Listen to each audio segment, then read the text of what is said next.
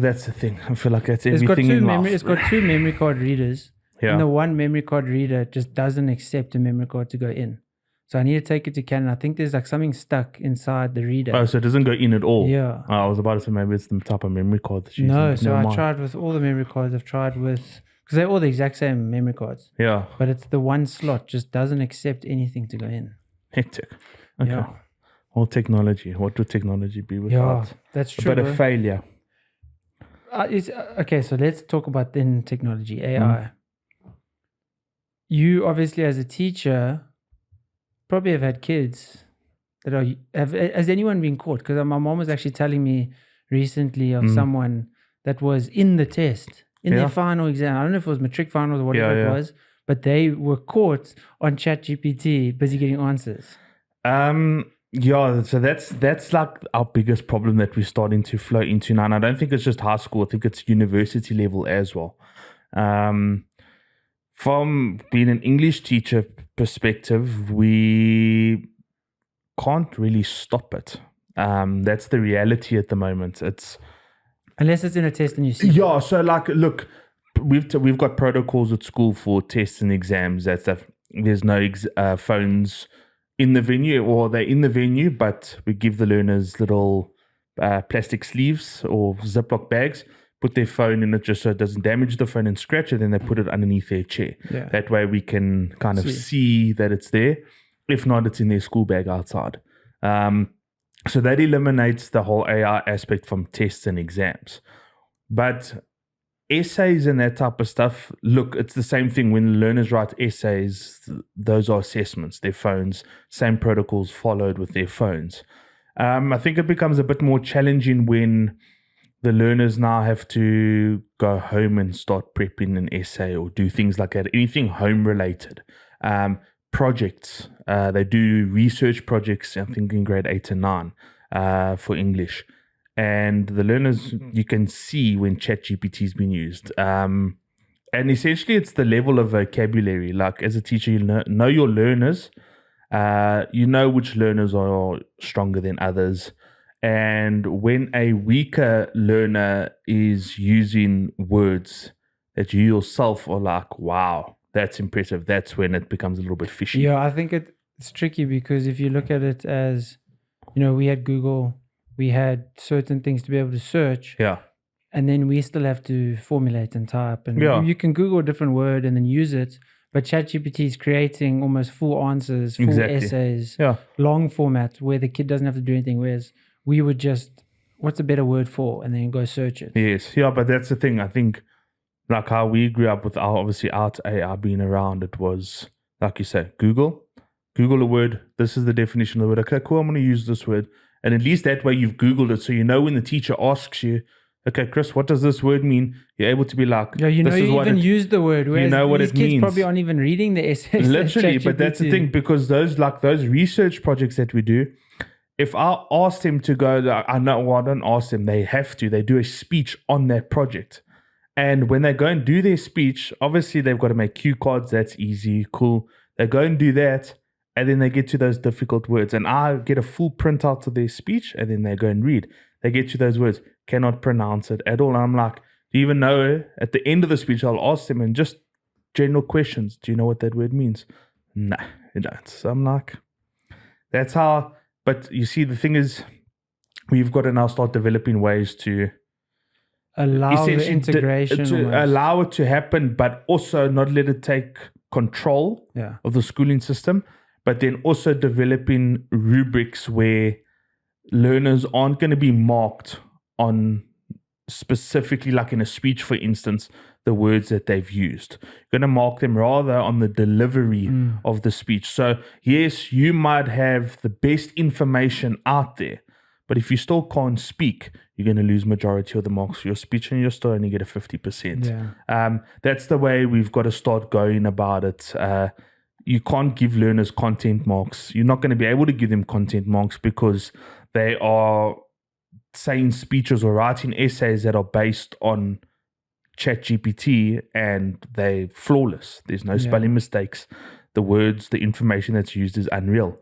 But at high school level, like they can't do that. Their brains aren't programmed to do that. Yeah. So it's going to come down to where we'll acknowledge you for writing and taking the time to write it, but you're not going to get the marks on the content you've used, rather. Yeah, I think certain other ways. You can't say no AI can be used because it is the future. Yeah, like it's it an is. unavoidable fact that they need to be able to know how to do it. They need to know how to use it. 100%. And a lot of parents, like when we were young, the technology was maybe like PlayStation 2s, those kind of things. And, PC gaming and all of that. Yeah. And a lot of parents might say, no, don't do that. And then you actually put your kid later in life at a disadvantage because they aren't able to. I mean, how many programmers now were gamers when they were young? Yeah. So it helps set them up for that. Yes. Whereas if you say, no iPad ever for my child or no phone ever, technology comes and then they're as bad at technology as our grandparents. Exactly. Yeah, look, I think it's something we have to start adapting to as much as we. But it's such uncharted territory. It's like, how do you adapt? It is. It's. I don't think there's a perfect way to do it. I don't think anyone's got it under control. Yeah. As much as you try to deny a child a cell phone for a couple of years, which is fair. Look, I might have that mindset when one day I have children. It'd be like, cool. I'm not going to give you a cell phone at 7 years old. I don't see the logic behind that. Like you can allow them to play with yours. Yeah, you can play on mine. I'll give you the iPad at home. Yeah. Allow specific amounts of time for screen time, and then other than that, do other stuff. But I think, the way the world's going, you have to adapt, and you got to adapt quickly. Everything is technology based now. Everything is coming out of your cell phone. For iPad, everything. You want to control the world, you literally just need a cell phone. So it's. Well, I mean, I even just look at Instagram. Like if I post an Instagram video, like if I make a reel, I used to film it, send it to my computer, edit it. Now the editing software just within Instagram is so good that I don't even need to do anything on my laptop. I can just do it all on my phone. Yeah. And obviously you can do more effects and stuff on the computer, but 100%. Instagram has allowed so much. Yeah. And that's just on a cell phone. Yeah. Now the barrier to entry to be able to create and put stuff out there, so it's such a low barrier. You just need a cell phone with internet connection. But that's the thing. I mean, you look at like TikTok, obviously now, I think obviously it's a huge platform. I mean, we're only turning 29 this year. We're giving away our young age there. 29. 29. Oh, well. But I've got TikTok to watch videos. I don't make TikToks. But I look at other people's videos. I don't even know how TikTok works in terms of making transitions and all that crap. I just know how to watch videos. And watching what people do on TikTok to create a video is, like you say, it's unreal, like the same as Instagram. The fact that you can do everything just on your phone, edit this, do this, put this transition here, do this like this. Like, why do you need it? Yeah. Anything else? You can just do everything from your phone wherever you are. And it's small changes that I've really appreciated. Yeah. Like on Instagram, if you wanted a little bit of the background noise from the original video with a song, previously, like maybe even 2 years ago, you weren't able to. You had to either use a song or use your background audio. Now they allow you to put multiple songs within it. So you can have one song, then a little bit of background noise, then a different song. So, I mean, just those kind of small changes that I've seen. Yeah. Whereas previously, if I wanted some background noise, then I had to do it on my computer. Then I had to lower the volume of the song, whereas now Instagram is fully customizable to be able to do all of that. Yeah, you see, I think like that, now that you mention, from obviously with your vlogging, and then I did a little stint of vlogging, but like your vlogging and that stuff, you've definitely seen the biggest change when it comes to something like that. Because if you look at all your vlogs, you worked on that, you know exactly, like you say, there's either background noise while you were doing something, or you had to put a song over it. Now, there was no in between. And now, at least, like you say, obviously, if you still had to carry on vlogging now, I think it's a whole different world in terms of that stuff. That's also fascinating, just with social media, how the types of video. I mean, the vlogs we did, people don't really do those kind of videos anymore. No. Now it's kind of like long form podcast, that kind of stuff. Yeah. Or just short 60-second videos on Instagram. Yeah, look, I still watch a lot of like vlogs on YouTube, the style but of like, that they put them together so different. But I think like you've mentioned it there now, everything in today is like your podcasts. That's definitely taken over. Your short little 60-second videos.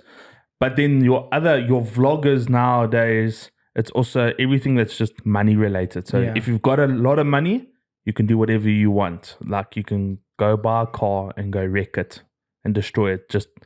I think even just the storytelling. If I look at let's look at Jake Paul, right? Yes. So previously he would do a vlog, film himself, wake up, then like a little cut, and you'll be in the having breakfast, and you'll do all of these things throughout his day. Yeah. Whereas now it's like it took him a month to film the content of the vlog that he's putting together, and there's tons of voiceovers. It's a documentary style. Yes. So like that kind of story, the storytelling has changed because we want like action constantly. So the video, obviously we still wanted it maybe 5, 6, 8 years ago. Yeah. But the style of the content that they're putting together is way more long format. I mean, those original vloggers, they're not doing those videos anymore like that. No, 100%. I agree. That's why I think your YouTubers, they take a lot longer, like I said, especially like Jake Paul. He releases a video every now and again. Yeah.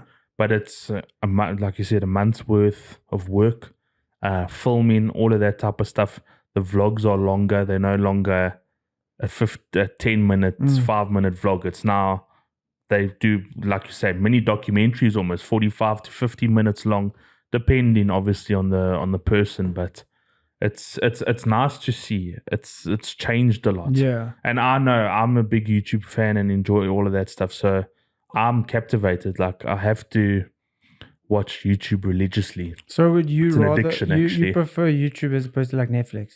Or both? Or like, let's say you're alone. Because obviously with a partner, it's better to watch Netflix because it's a show. Yes. Like I know Steph's not going to want to watch some of the stuff you watch.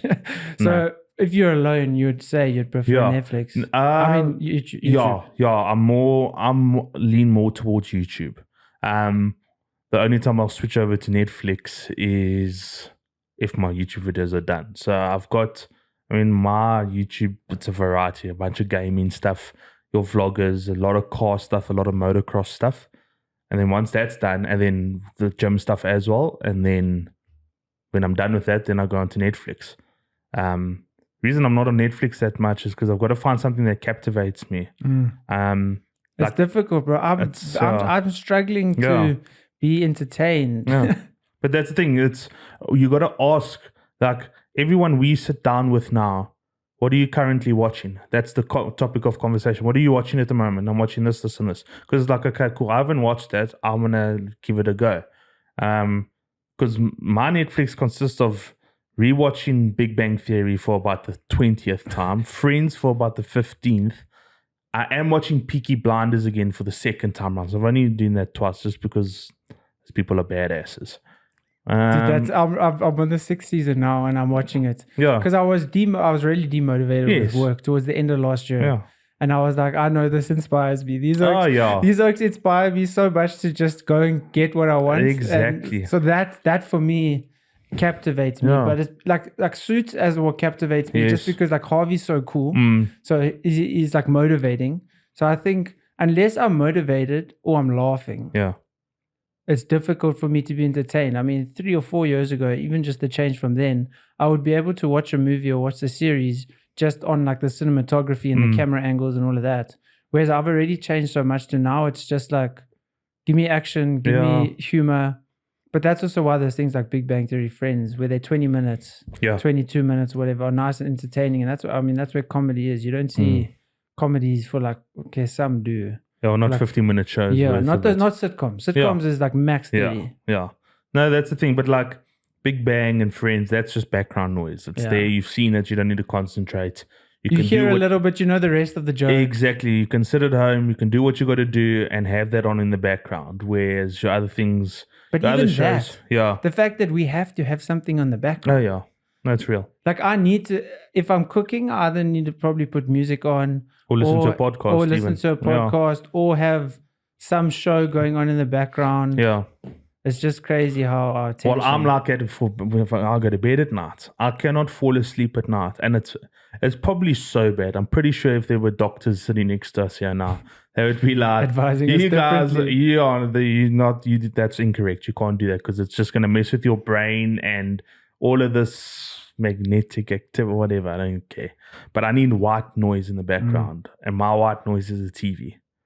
And nothing that you have to, like I say, concentrate on. Big Bang Theory, Modern Family, Friends. You put that on, give me about 15 to 20 minutes. I'm snoring.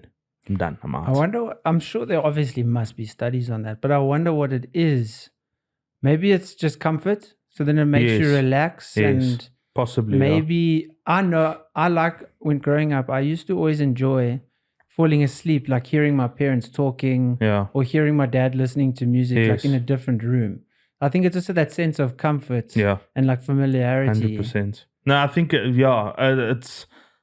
it might be with regards to the comfort, your body is at its ultimate relaxation level where you're chilling. You're comfortable, you're warm, or if it's a hot night, you're cold because you've got the aircon or the windows are open, got the TV on and you're feeling relaxed. And I think that's when you obviously start to doze off. And they've got 100%, I'm sure there's studies on it. Yeah. They actually like to go read up on it and see it. Well, bro, you've segued us perfectly into our dream conversation. Yes, we're sleeping. Bro, I want to tell you the weirdest dream.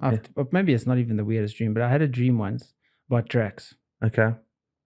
So, and it's probably because I had a discussion with someone saying he was looking skinny. Yeah. So then that night... You're saying Drax was looking skinny? Yeah. Oh, okay. Poor dog. Yeah. I'm trying to get my dog shredded. Trying to fatten him up. Carlo's fat enough. Drax needs to at least be the shredded dog. But he doesn't beg for food. So I know I'm not feeding him too little. And also like things... Okay, maybe he just doesn't like egg. But some foods I put in there, he just refuses to eat. So I know he's not starving. Yeah. But one night I was dreaming where he was like disintegrating. It was so weird. It was the weirdest dream. So he would just constantly be getting skinnier. You'd see more ribs. Yes. His face was like peeling off. It was like kind of, I wouldn't say it was a nightmare because I didn't feel like I was scared. But I was like, what's going on? His face, and like you could see some of his jaw, like in The Dark Knight or whatever movie.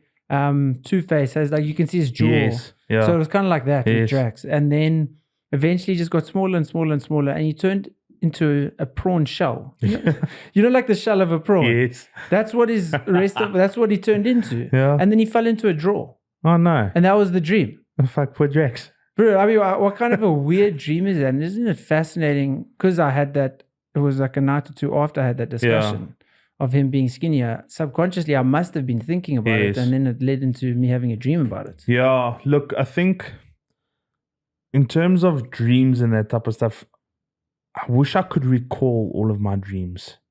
I definitely can't recall all of mine. No, 100%. But like with regards to lucid dreams, and I've done research on it just to understand it a little bit more. Have you had a lucid dream?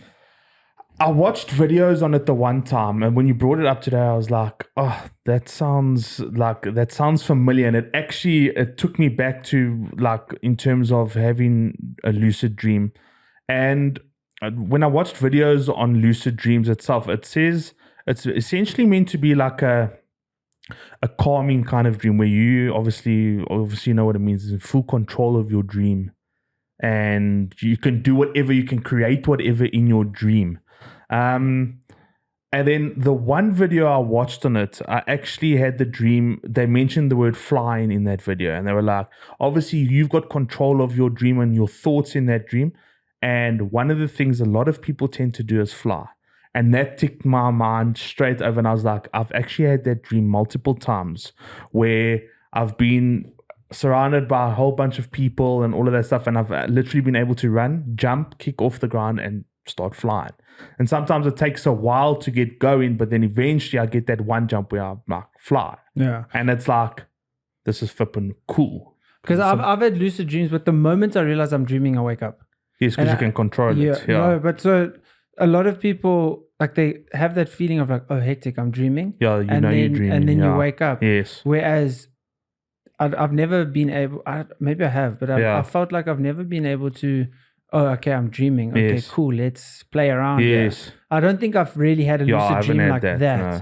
And I think most people, because I was reading this article today where most people then just, they realize, oh, I'm dreaming, and then they wake up. Yes. I mean, how many times, like, it happens more with nightmares where you have a nightmare and it's like feels so real and it's terrible. Yes. And then in your dream, you're like, wait, this isn't, I'm dreaming, and then you wake up. Yes. So I think it's definitely a lucid dream, but then it breaks and then you wake up. Yeah. Whereas in that article as well, they were mentioning the people flying, and they were mentioning how most lucid, or not most, but a lot of people have lucid dreams when they're flying. Yeah. And it's crazy to think that, you can get that control of a dream. Yeah. And to be able to do certain things. And also, you can create, or the people in your dream, then it feels like they have their own thoughts. Yes. And the way we have in conversation, I know you have your own thoughts. And it's the same in a dream, whereas it's crazy how you basically create like a consciousness in another person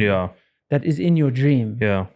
I mean, I wish I could, and also in this article, they say that you must intentionally, when you're trying to go to sleep, talk to yourself, say, I'm going to have a lucid dream. I'm going to, and like try program yourself into it. Yeah. So maybe I'm going to try that tonight. And I'm going to see if I dream. I literally watched videos on it, and I was like, they were explaining ways that you can force a lucid dream upon yourself, ways that you can make it happen.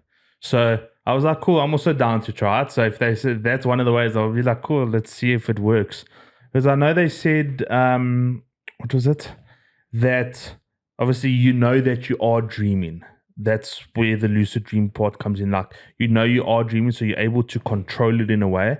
But then the one video was saying, like, in your dream, you obviously need to be calm throughout the dream, because they say the moment you start panicking about you having this lucid dream, that's when it turns into a nightmare. But yeah, I don't know. Like, there's certain things when you were speaking now that were just running through my mind, where I feel like I've had those dreams, but it's like, whether it's lucid or not, you don't know. Like, something's happening in your dream and you're like, hang on, I can wake up from this, and then all of a sudden you wake up. So I think that might then like be the beginning of a lucid dream. If you have that control, I don't know how you can develop that control. That's what, But I think that's when you realize, oh no, I'm dreaming. Wake up. Yeah, because I've had dreams. I've had dreams like it's weird, where I've been gunned down at gunpoint, and I've pretended like within that dream, like I got shot, but the oak didn't kill me. But I obviously, in real life, if you get shot, you're not gonna just lie there casually. You're gonna be flipping, screaming because of the pain. But I got shot in my dream, and I lay there pretending I was dead so that they wouldn't come and actually kill me. And then in that moment, I was like, wait, I'm literally just dreaming. This actually isn't happening. And I woke up. Obviously, you wake up, you're out of breath, you're freaked out because it's actually a nightmare. But the fact that you're able to wake up from it, it's tough. Or is it a lucid dream? Is it not? You see, I don't know. Yeah. I think it's a fine line. I think dreams are so fascinating because I mean, obviously, there's been so many psychologists that have spoken about dreams and their meanings. Yeah. And I don't like. I was reading one thing where if you dream about having a romantic relationship with someone, it just means that you're looking to be more close with people. Yeah. So I think like it could just be something as little as if you have a dream that you're in a romantic relationship with someone. It just means that maybe you want. Like you're looking for more connection in your life or whatever, as opposed to, oh, I dreamt about that person. That must mean that I want them. They were just the person that came in your mind. It doesn't mean like they are the person that you want. Because I mean, how many times have we had weird dreams where it was someone from like 15 years ago and now they're in your dream? Doesn't mean anything about that person. No, it doesn't. No. But that's always my biggest thing. It's like if like Steph has a nightmare or something like that. Something happens. Where you kiss another in Steph's dream, you kiss another girl, then she wakes and she's angry at you. It's like cool, but like, dude, it's a dream. Yeah. Like, it doesn't mean anything by it. Like you said, the psychologists say like if you have this type of dream, it means this. I personally know I cannot control my dreams. Yeah. I really can't. Whatever happens in my dream is what happens in my dream. It doesn't mean I'm going to bed thinking about certain things. Yeah. I definitely am not thinking about getting hit by a car or getting shot or anything like that. So why would I dream it? It's just like, obviously a psychologist will look at it and be like, there's meanings let's to it. say you had your dream about being shot. Yes. That could have been something where you just saw someone cut in front of you. Yes. And you didn't feel like you were that safe in that situation. Yes. And then you had a dream of being unsafe later on. So it doesn't mean like it's a direct correlation to the fears you're having in waking life. Yeah. Yeah, I don't know. It's like I say, when people talk about dreams and that type of stuff, I'm like, just a dream. It's out of your control. You don't have any sway in it. As much as like, even with the lucid dreams thing, when I was watching it, I was like, cool. Like, I believe maybe it's almost like it's a 50-50. I believe some of the things that they say, but then I'm also like, this is bullshit. I'm like, you're telling me now you probably can trick your mind, and I think we know that you can, mindset and all of that stuff.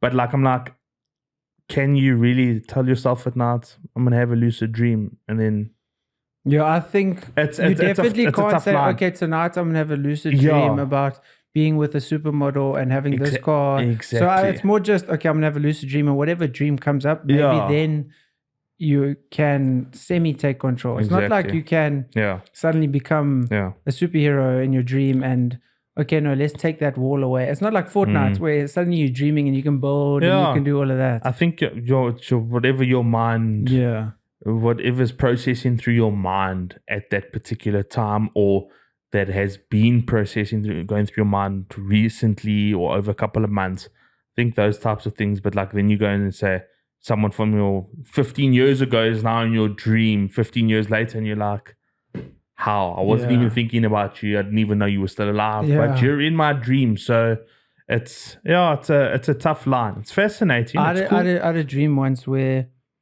I think I might have actually even told you. I was sleeping, obviously, dreaming. And then I had a Subaru Impreza WRX. Yeah. And I was so looking forward. In my dream, I was dreaming. Yeah. And I was excited to wake up because I was going to go drive this car to gym. Yeah. And then I woke up, and for 10 minutes after waking up, I thought it was real. Yeah. And then I realized, I'm like, wait, no, I don't have a Subaru. I needed, cause in my dream, I had my Fortuner and a Subaru. Yeah, because you had both. Yeah, I had both.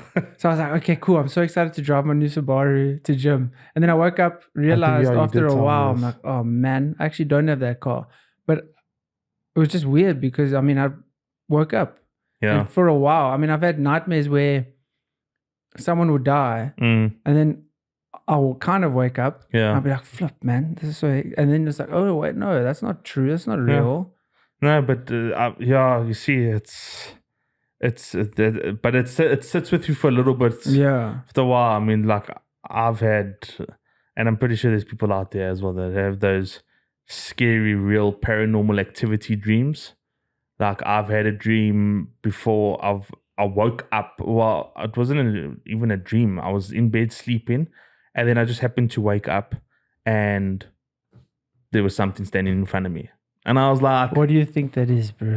I was like, fuck. Closed my eyes again. I was like, okay, carried on, kept them closed, open again, nothing. See, so like a lot of people will say that's like a ghost or a ghost encounter. Yeah, so that could be, and I don't believe in that stuff. That's just me personally. I refuse to go down that road where people are like, oh, this encounter, I block off from that. I'm like, I'm not interested in it.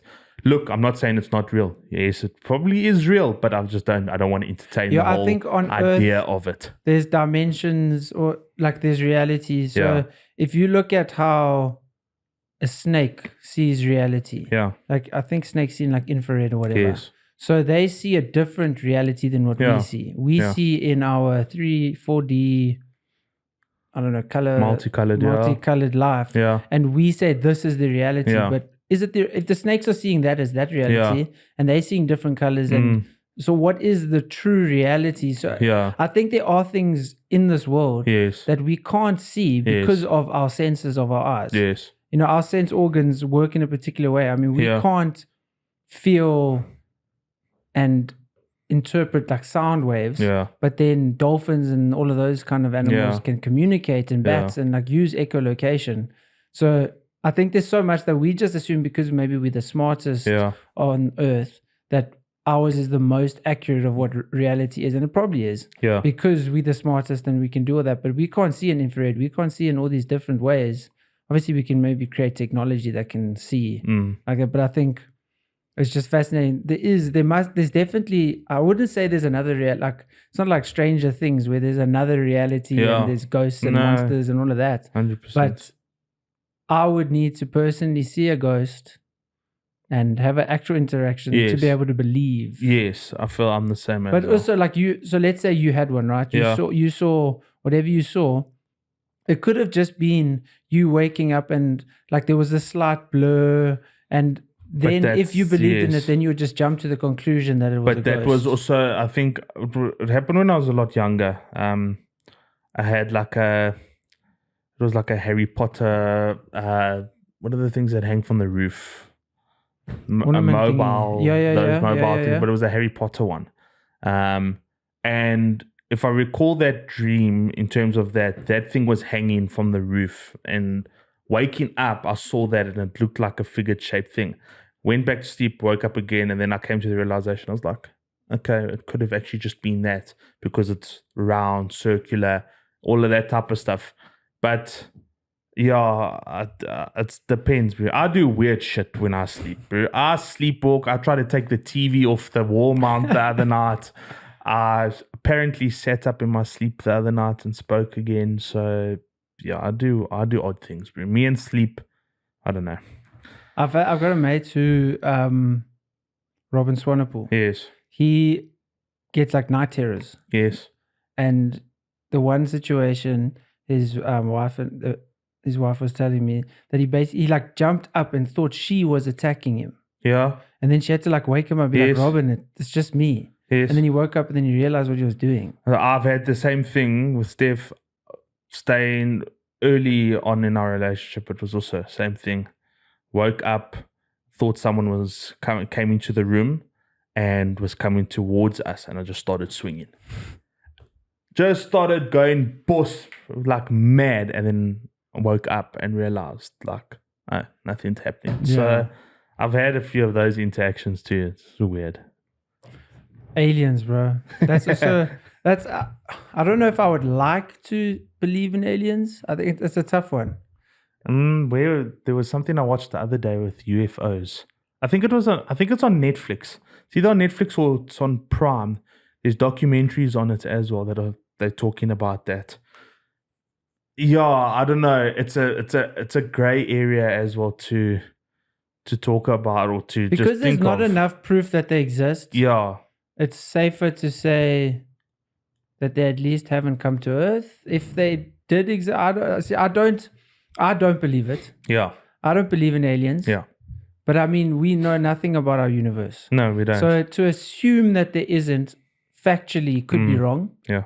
But also to assume there is without evidence is also factually wrong. So I think you never know until you know, until there's actual proof. Yeah. And it's always the crazy people that have the encounters. Yeah. And it's always some American. Yes, it's always in America. It's never South Africa. Us South Africans actually, are normal. I saw a video. It was not South Africa, but it was a school in Namibia. Yes. Where they posted a video of these kids. It was like in the 90s, 80s, probably even like 70s, early. There were these young Namibian kids, and they were talking about this alien encounter. There was like 4 school kids. Yeah. And then they were asking me like, so what did you see? It was just interesting to see. I mean, you can see these kids genuinely thought they saw what they saw. Yes.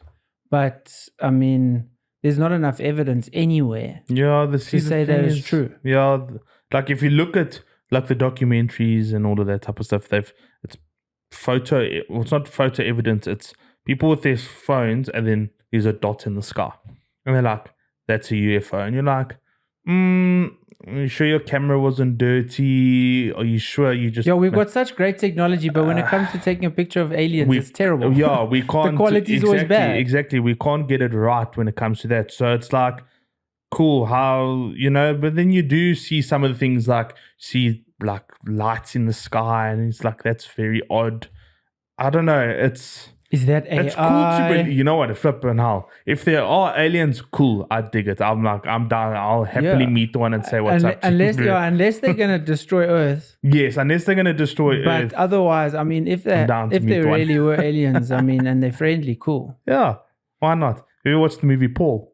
Yes. Yeah, you see? The aliens are like Paul, and they all smoke weed. Then they're relaxed and they're relaxed aliens. Then, dude, they're not going to be taking over the Earth. Did you watch Signs? What was that on? With Mel Gibson. Long. I don't think ago. so. So it was like one of, I'll mention the director's name, but it's not going to mean much to anyone. So yeah, it was one of the, like, it's the OG alien movies. Yes. But with Mel Gibson and Joaquin Phoenix. Yes. So it was long ago. Yeah. But we did it in like film study in school. Okay. And I just remember being so traumatized. Yeah. I can't remember. It must have been high school. We didn't do film in primary school. No, you would have done high school. But I remember watching this movie and it was so creepy. Yeah. Now I watch it again. I'm just like, this is terrible. Yeah. Look how bad these graphics are. How could you ever get scared by something so unrealistic? Exactly. It's the same as like Men in Black. Bro. If you watch those movies as well and you rewatch them again, it's like when you're younger, you're like, oh my word, if this is what aliens are like, they're going to come and ruin our lives. And also, why do we assume that aliens look like... Okay, Men in Black, there's a million different types of aliens, so that's more accurate in terms of they could look like anything. Yeah. But like Paul, he's a typical Martian-looking oak. Exactly. Well, who knows? We don't know. You don't know what they look like, so that's the thing. It's a mystery that one day. I mean, even if you look at like movies with Jesus in it, who says Jesus looked like that? Because it's always a very similar image of Jesus. Yes. I mean, that was way like obviously maybe descriptions, but it's always more of a white guy than it should be. Yeah. that for me is always interesting. Yeah, like, I think. Why are they making it more of a white guy than it should be? Yes. Yeah, I think that's also. If you're it's a great area. Israel, you're in Egypt, that part of the world, you're not going to be looking like you got a long hair and you're just slightly more tanned. Yeah, I think that's each person has their own interpretation as well. I guess it was more relatable for Western culture. Yes. To have it like that. Yes. So it's just, I mean, even saying that his birthday was on the 25th of December, like it's not actually when his actual birthday was. Yeah, no, look, I think it's that type of topic is of each to their own. Yeah. Each person will have their own interpretation of what they view. Obviously, like your different religions view God as something different. As Christians, you view God as a certain way. You view Jesus as a certain way. Certain races might believe that Jesus is of their race, whatever it may be. Like my opinion on that, or my view on that, I believe in the stereotypical way of how I see Jesus. White guy. Well, I mean, how you picture him, it doesn't really matter. Yeah, it doesn't. It makes that's irrelevant of how he looks. He could be of any race. I couldn't give a shit. He still did what he did. It's just easier to picture a picture of someone. Yeah, so I see him as the white guy with the long brown hair and the beard, and it's like, cool, that's Jesus in my eyes. Yeah. So I think for each person, it's however they view them. It's their own interpretation of what they understand from it and what they see it as. So I mean, each to their own, bro. And also, if you look at like the translation of the Bible, and also like if we just go into like, let's say the Big Bang. Yeah. And how, like, let's say if we base it off the Bible, obviously that's God that created the world and the universe and all of that. And it says, obviously, he created in 6 days, 7th day he rested. Yeah. But, and then I think people also overlook that translation of time. And if you really look at the true original text, like the Sanskrit or whatever the original writings were, I don't think it was in Sanskrit, but it was maybe Hebrew. But that time frame doesn't actually, like one day, in the original, it wasn't one day as in 24 hours. Yes. So if you look at what the Bible says, okay, it took him 6 days, he took 6 days to make it, to make the universe. It can then correspond to the theory of the Big Bang because it's one day doesn't mean physical 24 hours. It could have been over 1,000 years is one day. Yeah. Then 2 days is another 1,000 Yes. years, or 100,000 or a million years, whatever it is, the actual time frame of what the Big Bang says. 100%. So I think it's also the translations, because I mean, there's also so many translations of the Bible, and a lot of people take the translations in literally, like this translation, okay, take this literally. Take that translation literally. And I think that's also why you get like such extremists within faith. Yes. And you get like, I mean, if we mentioned Peaky Blinders, a lot of those people, I mean, or in a lot of movies, like there's radicalists of where they say, an eye for an eye. Then they take that saying literally where if you shoot me, that means the Bible says I'm allowed to shoot you back. Yeah. So it's just fascinating how the translation of the Bible and then becomes a translation of a translation of a translation, and interpretation of an interpretation. And I think that's where people also maybe get religion wrong, is if you look at like the NIV Bible, then you take that literally, but that could have been a translation of another translation. So I think to find the exact translation of those original texts, tough. Yeah, and then to know, okay, 100%. well, this guy translated the Bible. Yeah. He could, I can't remember the exact quote, but there was a philosopher that said, it was something about, like if you read let's say, okay, we understand Afrikaans. If we translate that Afrikaans sentence into English, we've got, obviously it's easy to translate Afrikaans to English, but let's say an old language, you're going to translate it slightly differently based on your vocabulary, based on the time frame of whatever time you translating it into. You're going to try and make it sense for your time. Yes. So it slightly changes the true meaning of it. Yeah. Well, it's like if you mention that now, it's, you take, let's go Old English. You take that type of English and having to transfer it into our language, like 2025, how we speak now. It's completely different. Yeah, I mean, Shakespeare. That's Shakespeare. That's where I was trying to go with. Yeah, take Shakespearean language, and obviously your scripts back then versus what you have now, it's completely different. So yeah, I think. Isn't that I really like old language. Yeah. So it's really fun to watch a show where they speak in olden times, and it sounds so much better. It sounds so much smarter. Yeah, but then you watch a show like Big Bang Theory is well written and the jokes are clever, but it's colloquial English of the 20th century. Yes. So they don't sound clever. Yeah. But when you obviously, if he's talking about science, it sounds clever. Yeah. But in general conversation, they don't sound clever, as opposed to even like if you like Peaky Blinders, when some of the like sentences and paraphrases and monologues that Thomas says, I'm like, bro, I wish I could speak as well as this guy. But that's the reality. It's scary. And I agree with you. I do like, it does make you sound more prim and proper. It makes you sound smarter, because it's just, and it's nothing fancy. It's just certain words that have been used instead of what we've got now. And in today's world, I mean, with the kids teaching them Shakespeare, because we still obviously teach Shakespeare. Kids can't understand why they've got to learn Shakespeare, but it still has relevance in today's world. It's still, and it at least helps needed. Have people understand or be able to understand that when they hear it. Yes. A lot of stuff you read, you're like, I can't even actually understand what these guys are saying. Like, you actually have to sit and think, what does this poem actually mean? Or this sentence, like, what does it actually mean? Yeah. And then it makes you think, and then I think it doesn't deteriorate our level of language now as much, but it's definitely deteriorating. Yeah, hopefully. No, I think as time goes on, technology's taking over more and more. Children are becoming lazier. We are becoming lazier too. Actually, as we get older as well, I suppose, we still are becoming lazy. But I think we kind of have an idea of where to stop. But like children coming into the world and that stuff, there's so much happening that it's, even just getting kids to speak. I mean, if I look at some of my kids at school, it's like the words that they use, the way that they speak to me, I'm like, your sentence doesn't even make sense. No, but it does.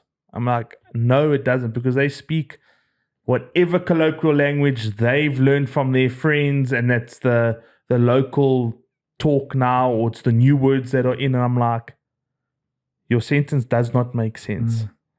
And they genuinely fight it because they're like, no, but it does. I'm like, you're not even speaking proper English. Yeah. So it's crazy how it's like condensed the human. Obviously, there's so many words, but it's condensed it. Yeah. Where it's like saying Riz.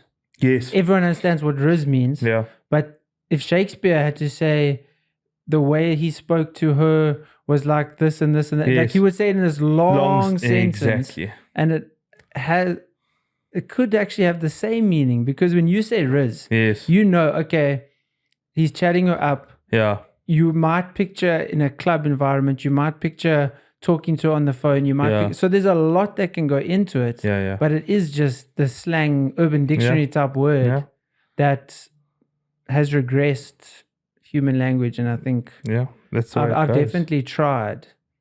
I downloaded this app. I don't use it anymore. But like every day it comes up with a new word. Yeah. And it's always words I've never heard of. And then I try to remember them. And then I'm like, okay, I'm going to try use that word in a sentence today. Become a school teacher, I promise you. You learn all of it. I've literally, my kids, I learn a new word every freaking day. And it's like, what does that mean? They explain it? No, but my word was like an older word. Okay, so it was old fashioned. It wasn't a slang word. Well, I'm learning the latest, the latest terminology, because it's a good icebreaker in class. Yeah. When I say it makes you more relatable. When I speak to the kids, like now we've got grade 8s coming into the school for the first time. If I can use one of their slang words, they're going to kill themselves laughing at me, because they're like, what is this guy who's older than us? And they think you're not that much 40. older. I'm not in my 40s. I'm only 29. I'm still a baby. But they're like, how's he saying this word? Does he even know what it means? And then if I get the meaning right, then they're like, wow. So they laugh, and then the ice is broken. Yeah. Cool. And they respect you more. And then they respect me. They're like, cool, this teacher's awesome. Sweet. Then we go from there. So I think it's you good. Definitely do need to obviously got to learn the stuff. Learn you it keep with the and times. understand it, so that you can relate to the younger generation, because every generation, and it's standard. Yes. Where the older generation's like, oh, these kids, they lazy, they this. Yeah. I mean, our parents' generation, look at our generation and think that. Yeah. Our parents thought that of them. Yeah. It's always going to happen, and it's just the younger generation changing things, liking things, disagreeing with things, and it's unavoidable. Yeah, you mentioned that now. I'll never forget, we went on grade 11 camp the one year, and us teachers was just sitting, the kids were doing their things, us teachers were sitting around the table, and one of the guys that worked with me, Mike, he mentioned, so Mark is... It's not the Mark it's another Mark. He is 2 years older than us. I think he's turning 1 year, 31, I think. He mentioned, he was like one of the older teachers, said, no, like in our generation and when we were younger, we did this. And then he turned around and he's like, cool, I respect you for saying that. But like, he says, I find it unfair that you're able to go and say something like that. I can't help that I wasn't around in your generation.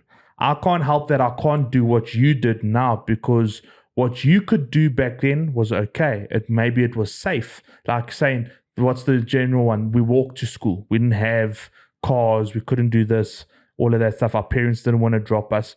That's your problem that you had in your generation. We in today's world, don't have that problem. Times have changed. So as much as you like, oh, in my days, I did this, it's unfair to say to someone who's younger than you, because who's to say we wouldn't have done that? If our parents had said to us, we're not taking you to school, you're going to have to walk. We're like, okay, sweet. Well, then I guess we're walking. There's no cars. Like, we'll do it. It's not like we don't want to do it. We would do it, but why do we have to do it if there's ways to get to school, not to not do it? So and it was quite interesting. I remember that discussion, and I was like, It's a valid point. Like, parents can't say, oh, in my day this, my day this. Like, cool. But it's not your day. It's not your day. Times like, have and changed. times have changed. There's ways to avoid those things. It's been developed for those exact reasons. Because I know nowadays, like, if you walk to school, you're probably not getting to school. You might not get to school. It's a 50-50 chance you're going to make it alive to school, or you're going to be mugged or something. Yeah.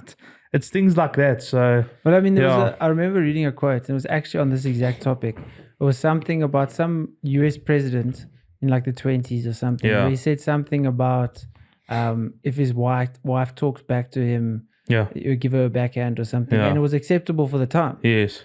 Now, obviously, obviously, maybe recently after that, it wasn't okay, and it's obviously not okay now. But I think then it was acceptable, and that's you're just a product of your time. Yeah, exactly. If everyone around you, if you're born into a world where it's okay to hit women, why would you? Obviously, maybe you might think it's not. Yes, and that's obviously where it got to. More and more people thought it wasn't and knew it wasn't, but.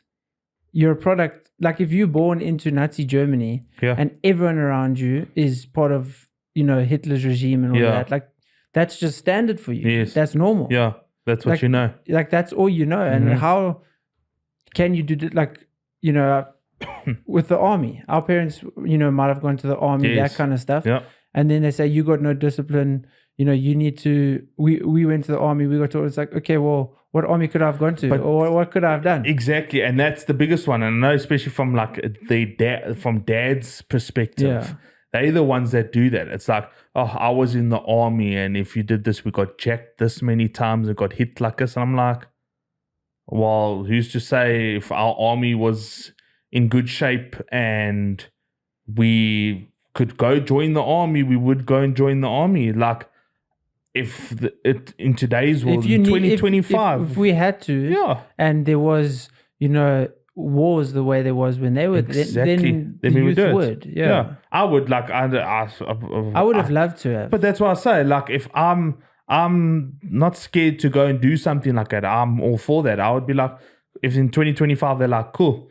If you between after, like, let's say you've just finished matric, they're like, cool, you've just finished matric, you need to go to the army for 2 years. I'd be like, sweet, let's go. I definitely, times have there's changed. Validity in them saying that because it does create discipline. Yeah, it does, 100%. but also, in the same degree, their generation isn't as emotionally aware and self-aware as our generation. Yes. So yes, maybe they might have more discipline. Yeah. But then what comes with that discipline that they might have gotten is never talking about feelings, never talking about emotions, not showing affection, all of that kind of stuff. Definitely, 100%. So it's also like, okay, cool, you guys maybe make sure that you make your bed every morning, but I also make sure that my wife's happy. Yes. So it's like, it is. No, you see, it's different. It varies, bro. It's insane. Bro, I'm gonna have to call it. That's fine. We did 55, 57, bro. Sweet. That was like, dude, thanks for coming. Thank you for having me. Appreciate it. Fun. We didn't even talk about cycling. No.